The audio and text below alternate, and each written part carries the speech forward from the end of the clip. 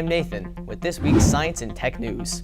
October 5th marked 4 years since Apple co-founder Steve Jobs passed away, and tech geeks were abuzz about the next big thing, Apple Car.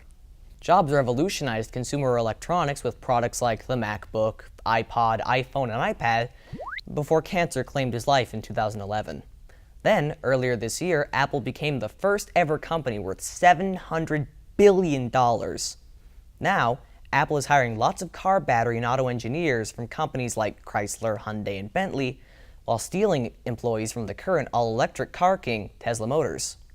They're also picking up auto industry executives with past experience in Michelin, Toyota, Nissan, and Mercedes-Benz. Plus, shady unmarked vans with cameras and sensors have been spotted cruising the streets of Brooklyn and San Francisco, and they're apparently leased to Apple.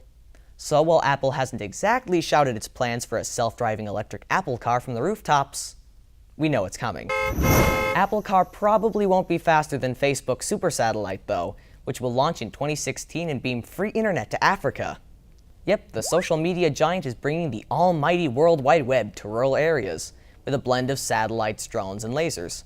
And nothing gets more rural than the Serengeti, where cheetahs will soon be able to upload their selfies, thanks to Mark Zuckerberg.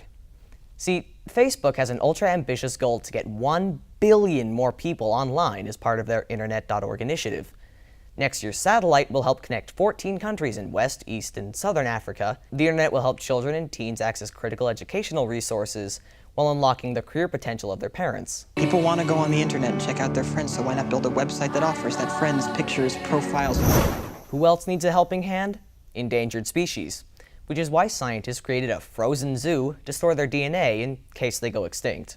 The University of Georgia's Regenerative Bioscience Center is constructing a genetic storage facility that'll focus on saving big cats, and eventually other species too. Now, when we say big cats, we don't mean those lazy house kitties that are cute and chubby. We're talking lions, tigers, and panthers, oh my!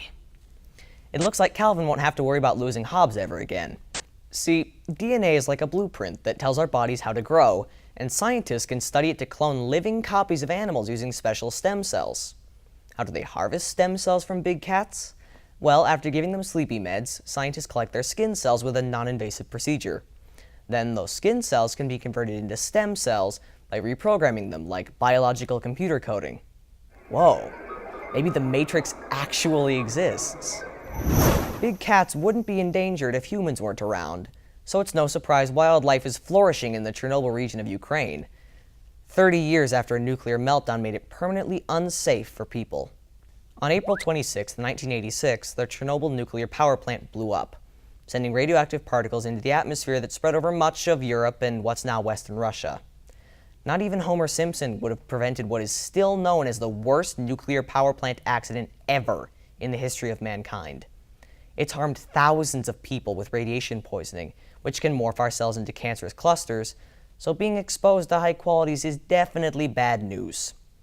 Even though the Chernobyl region is unsafe for human life in the next 20,000 years or so, animals have settled it nicely. Buildings were swallowed up by a slowly spreading forest, which provides a nice little sanctuary for all kinds of furry critters. Elk, deer, and wolves are especially happy with the human-free area as their populations skyrocket.